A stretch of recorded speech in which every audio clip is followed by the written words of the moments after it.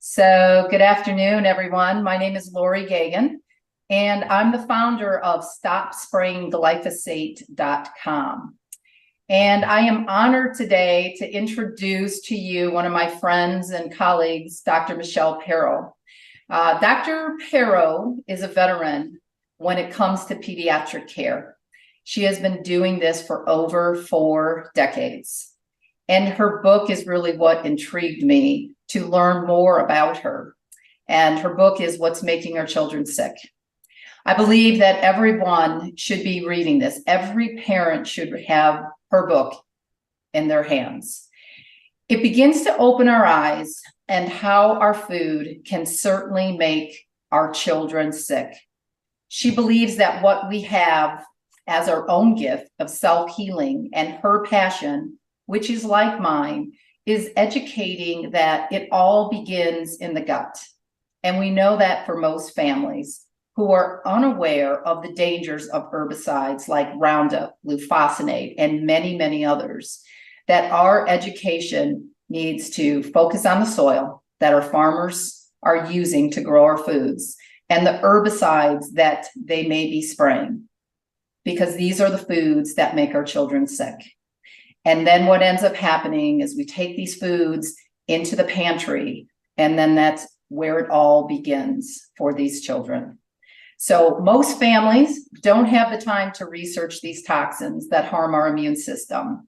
But this is exactly what Dr. Perro has done. She has spent decades educating on the truth to how these herbicides and other toxins damage our immune system, which can lead to numerous autoimmune illnesses that often go unrecognized as the root cause. So, Dr. Perro, it's great to see you, and I'm really super excited, especially about this interview. I've been a huge admirer of yours now for decades, and especially how you teach in the world of the toxins that we're now living in. And most doctors don't even talk about root cause. They don't talk about the gut. They don't talk about stool. And they don't talk about how these toxins impact us. So let me ask you a question. I'm hoping that you'll give our listeners a little bit of background on yourself and when you got started as a pediatrician. Sure. Thank you, Laurie. That was a great introduction. It's one of the best I've heard. I've done a few of these interviews because I've been on this mission to educate families now. As you mentioned, it's been a while. I'm not new to this rodeo, but my passion has always been children. I started by performing in hospitals when I was a child. I was hospitalized myself. I became a candy striper. I began performing in hospitals as a theater major when I was little. And then I fell into medicine. That's the quick answer to my story. But my story really begins after the birth of my own son. And he had some health challenges. And I had the serendipitous encounter with an MD homeopath who I still adore. Her name is Dr. Ikenze, and she's local in my area in Northern California. And she told me a remedy to give my son, and he was better within 5 minutes. Laurie, I'm a pediatric emergency room physician, as you know, now your listeners know, by training. I don't do it anymore. And I knew there was nothing else for my son. And the second time it happened, it worked again. And I didn't need 3 times. Twice was good for me to be out. I'm not out. Well, I was soon out of mainstream medicine soon after, but I began this journey back to school. And then when I opened my eyes via one of my moms in the practice to pesticides and learned about GMOs through Jeffrey Smith, many of us have been nursed on Jeffrey Smith's Seeds of Deception book, my whole world flipped. And I knew I needed to work on behalf of children and families once I learned about the connection between food, gut health, brain health, environmental toxicants, and I've been on this path ever since. And I learned the truth it was about 2000, and I started seeing an uptick in chronic gut disorders in kids as well as autism. And it was that moment, and then again, serendipity knocked at my door, learned all about GMOs and spraying and pesticides because I didn't know much before 2000. Well, that's 23 years ago. Didn't know much. I knew, but I know a bit more now. And here I am trying to educate families how to stop the chronic poisoning of our children, mine and yours as well, Laurie. Wow, that's an amazing story. So thank you for that. Oh, So, sure. Dr. Perro, what was your reason for writing the book, What's Making Our Children Sick? You know, I had a very specific motivation. So as I transitioned from this pediatric emergency medicine, acute care, into chronic complex disorders for children, and I was caring for kids with autistic spectrum disorder and autism and pandas and other autoimmune conditions, from IBD to all these different things that I hope people don't know what they are. And if they do, it's like, oh no, I'm sorry, you know what this is. So one of these visits can take an hour and a half. And as you know, in traditional medicine, you're not allotted that much time. And there was only so many people I could see in a day. And within a very short amount of time, I was booked out and booked solid out for a year. You couldn't get even to see me for a year. And I thought, oh no, I can change lives one at a time, but what about the bigger picture? What about people I can't reach? What about people who don't means, access, finances, etc.? And I, as a human, could not live with that. So I had a new neighbor in my neighborhood, literally next door to me, just move in. We're taking a hike together. What do you do? What do you do? What do you do? What do you do? Turns out she was a medical anthropologist from UCSF and wrote many books. And I said, gosh, her name is Vincent Adams, and she co-authored the book with me. I said, wow, Vincent, I have this book on my laptop on my patients, and I've been meaning to get it out. And I said, do you want to collaborate? And we decided to collaborate, and we wrote the book together. And it was, again, serendipity, intentional setting. I don't know, Laurie, the good universe helped me out. And she didn't believe a word I was saying, by the way, regarding in leaky gut, dysbiosis, abnormal microbiome, the gut brain microbiome connection, nutrient deficiencies. Didn't believe a word. She came in and sat with me on my patients. I think it was the 11th or 12th patient. It was a family with two twin children with autism, where she said, I get it, Michelle. And by the time Dr. Adams sat in with me on my 20th patient, she said, 180 degrees, switched. She was totally bought in. We wrote this book together, and we chose 10 of the patients that we saw together to write about. And I'm working on the second book now, because that book was to expose, what's happening to our kids, what's making them sick, the role of this industrial food, like I could say poop, that we're feeding our children. And the second book is Making Our Children Well, tools that parents can use. It's going to be a simple manual at home, and I'm writing it with a nutritionist, pharmacist colleague of mine. So that's in the works literally as I speak. Oh, That's how that all evolved. It's a long answer, but that's how that came about. Okay, well, I can't wait to get my hands on that book. In your opinion, can you explain to our listeners how you feel that the Roundup herbicide, we know there's more herbicides, there's glufosinate, and there's 2,4-D, there's Liberty, there's many others that come packaged all in one big bottle of poison.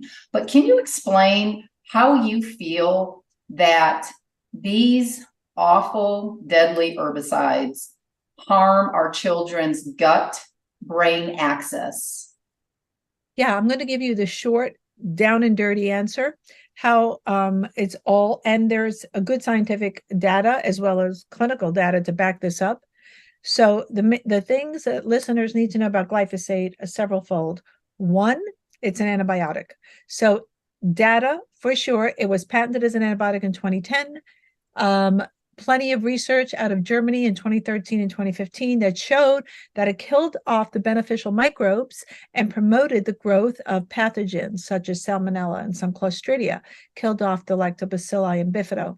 So it kills off these microbes.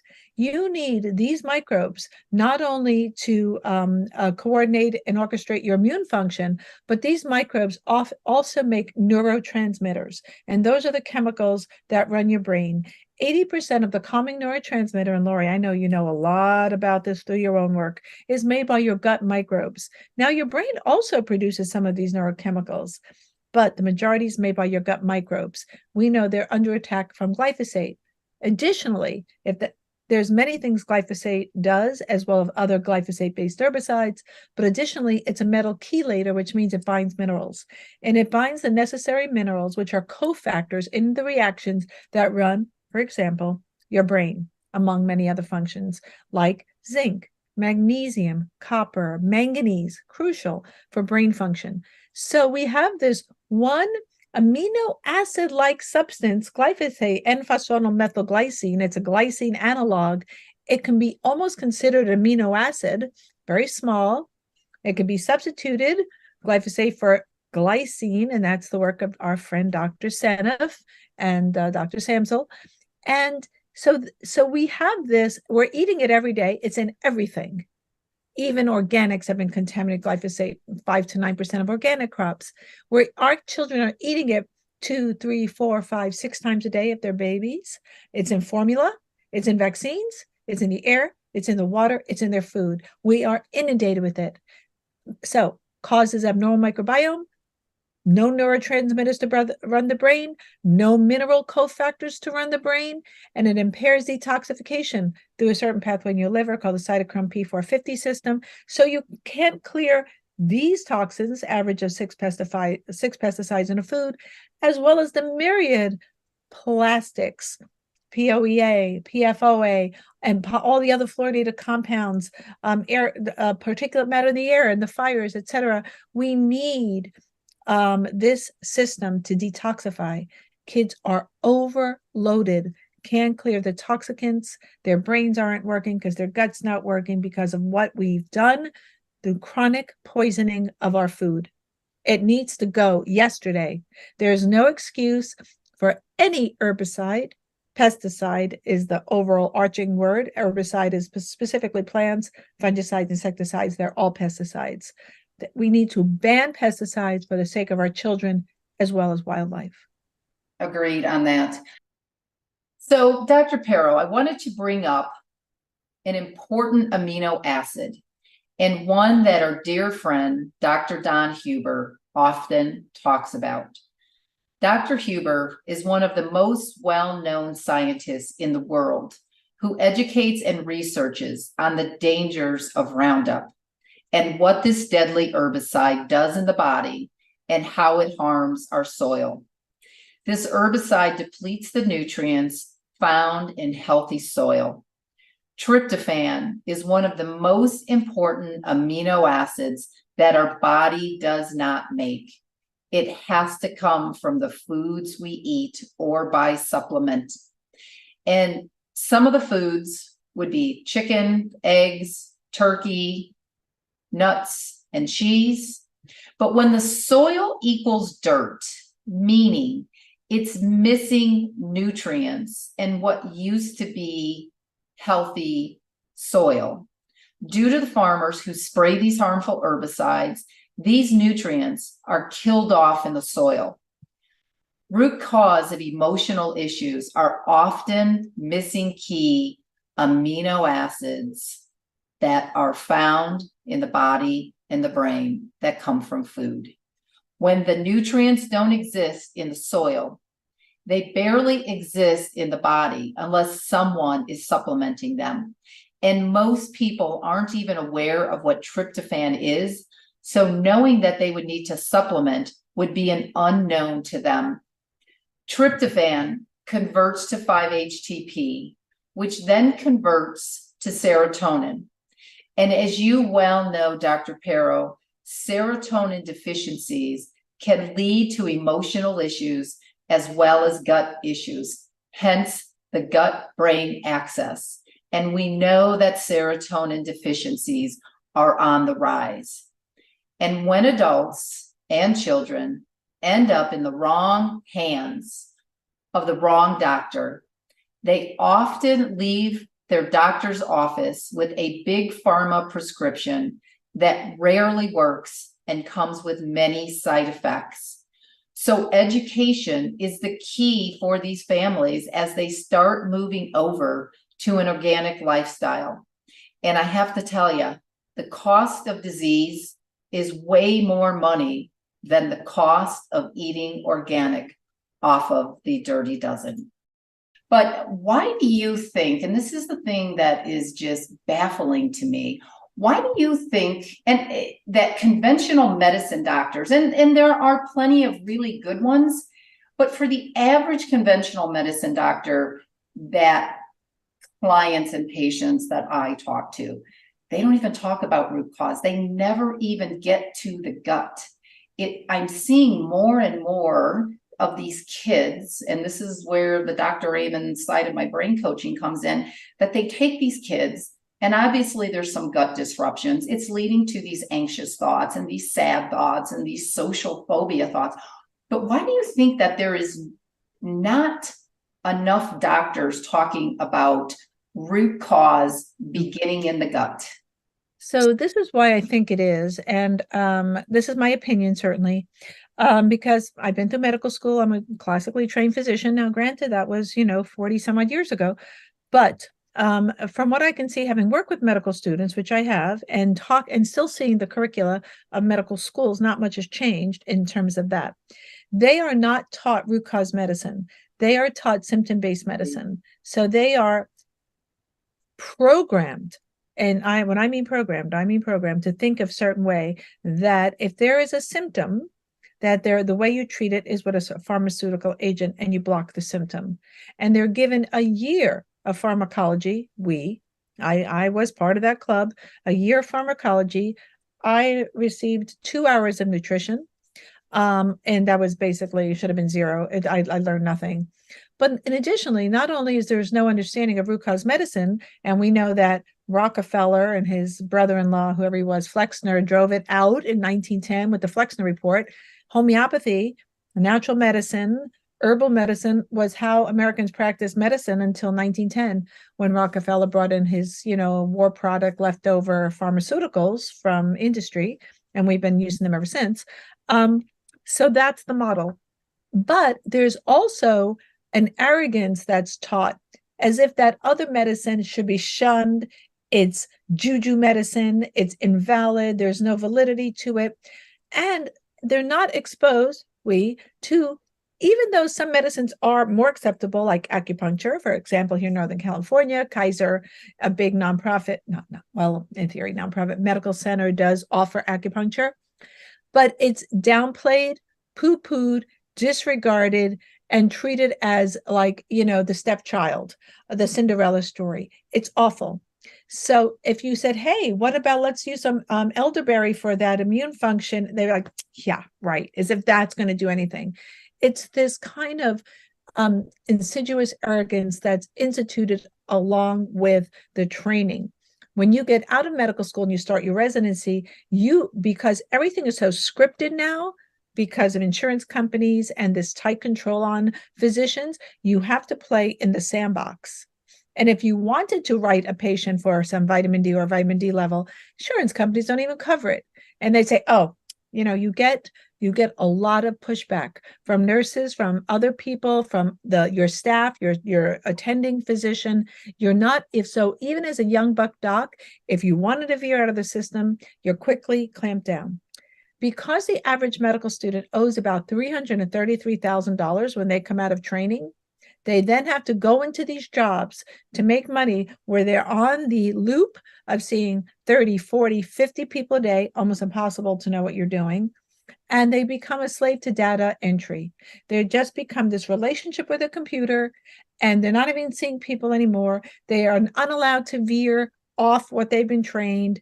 And because they have to see so many patients, that there is no time for root cause medicine, which is more time consuming. So the whole system is set up for prescription writing. That's, in my opinion, what happens, the sad story. And then to get where we get, people like myself, and there are many others who've become, I call myself an integrated physician or integrated pediatrician. We've had to literally self-train. So even though I went to homeopathic school, I did get my degree in homeopathy. I've done mostly a lot of self-training. I've literally trained myself to become a naturopathic doctor is what I've done through many courses. And as you can see behind me, I'm an avid reader. I read all the time. I'm constantly going to courses. I've been doing that for about 30 years and have trained myself to think in this way. But you have to really want it. Many physicians are starting to do it now because their own children are sick. So they're recognizing like, what I just learned for the past 4, 6, 7, 20 years is not working for my own. And some of those young docs are waking up. But it's awful when it has to be your own kid. Right. But I think that sometimes when that happens, it trains them to be a better physician, a better doctor, because I think that they start realizing that big pharma is not the answer to treating diseases. And I'm a firm believer too, that sometimes you need Eastern and Western medicine together, but it's not where we should be starting. Absolutely not, Laurie. So we have to get off this pharmaceutical model. But because most people's insurances are in that model, I've had to work with people, and I give advice to a lot of people I'm still working with on how you get out of the model to support the integrative practitioners, whether it's a chiropractor or a DO or a naturopath or whomever you're seeing, how you can shift your funds to get out of the system to support the type of practitioner most people really want. Even the old time doc who made house calls, and the black bag, even those docs were using still, and maybe in the 40s and the 50s, still more herbal medicine. A lot of them were left over from the old school. But I think that kind of medicine is in mainstream is not being practiced anymore. Not in our world, but in the mainstream world. Agreed on that. Because of time, I want to get to a really important question for our viewers. What can parents do in order to help their children overcome the effects of these dangerous chemicals? And what suggestion would you have for them if somebody is on a fixed income or a budget where there's not a lot of wiggle room for, we need some vitamin D and we need some vitamin C and you need a really good multivitamin and this and that? Give us your opinion and where they can go. Yeah, certainly, Laurie. This is a great question. I never give supplements over organic food ever. Never. Our food, even organics, is not nutritionally dense. So I used to advise just to try and eat organic as you can and give people where they get organic food. And Costco is one of the biggest buyers of organic food in the US. I have no stock in Costco, Trader Joe's, Sprouts, no stock whatsoever. But those are the kind of stores where you can buy organic. I tell families if they're not going to change their kids' diet to organic, I prefer the word now organic regenerative agriculture or farm to table or farmers markets. But some people can't get there and they don't have a farmers market, or they live in the winter in a snowy area. There's no farmers market. So farmers markets when you can, buying imperfect organics. They don't have to be perfectly looking, and the imperfect fruits and veggies at farmers markets, they'll discount them. Learn to cook. Do not buy the processed food. The processed food is more expensive. So you have to buy bulk whole foods, which means you have to learn how to cook them. And people say, I was never taught how to cook them. I can guarantee every young person knows how to get on YouTube. I would put $20 down right here that most people can do that. You go on YouTube and you Google how to make beans, fresh beans. You buy them in bulk. They're so affordable, super healthy, with some veggies, a little meat if you're a meat eater, but it must be organic, free range when possible. Buy smaller amounts of meat and use their bones. So if you, for example, are near an organic butcher, but you cannot afford the meat, ask the butcher to save you the organic bone. And you can make even a healthier soup with just the bone without the meat, and you don't even need the meat. So we have to teach young people, parents, grandparents even, how to, first step one, they must get into the organic mindset. Get off processed food. It's toxic. Carrageenan, emulsifiers, processed food, soy lecithin, all toxic. Get off it. And increase your water. And most people, I do believe, if you can buy at least a carbon-based water pitcher filter, or if your refrigerator has one, to not drink tap water. So families can stop there. Tap water is unfortunately toxic. A lot of the pipes in cities are old, lead, other heavy metals, neurotoxicants for kids' brains. Oh my gosh, here in California, it's not just Flint, Michigan, Laurie, as we know. And so there are some really good carbon-based filters, Brita, Pure, Zero Water. Those are three that you can take a look at. You can buy them, gosh, even I think even Costco has them, or Home Depot, and make sure you change the filter. You have to change the filter. So if families can just start there, learn from YouTube how to make basic foods, buy in bulk, ask friends, cook together, go organic, get a water filter. If families can do that, then I start with advancing it up a bit, adding fermented foods in. What I ask people to do is get apple cider vinegar and start there. Apple cider vinegar has, the acetobacter, which is the microbe that breaks down glyphosate. So if they're still getting some glyphosate, Roundup in their diet, at least apple cider vinegar may offset that. And apple cider vinegar is great for metabolism, obesity, diabetes. Gosh, affecting so many people now. Either put it in a salad dressing or drink a little bit in your water, put it in your child's smoothie. So we can start incorporating fermented foods in children's diets. If families are really struggling with a kid with a chronic disorder and they can do those things, I ask them to take off gluten and dairy and do a trial, especially because those foods are inflammatory. We could spend 2 hours talking about what we've done to gluten in America, but remove gluten and dairy. And if your kid has any brain disorder, neurosensory, ADHD, autistic spectrum disorder, etc., get them off those foods with the other changes, and maybe we can avoid the supplement green pharmacy wheel, which can be challenging, and trying to find people like me. And then, of course, my favorite go-tos other than nutrition are homeopathy. And when the book comes out, and we'll do another podcast, I want to get this in everybody's hands so everyone could be their own family doctor. And we can re-empower parents to regain the tools we once had. And that's really good. It's empowering really the families that don't have all the tools at their fingertips. And buying a book is pretty simple, pretty straightforward. I love those tools that you're talking about. How can somebody find you, find your work if they're wanting to do like more research? Yes. So drmichelleperro.com, MICHELLE, Perro, PERRO.com is my website. And that's going to be incorporated soon into our nonprofit, which I'm very proud of, which is gmoscience.org.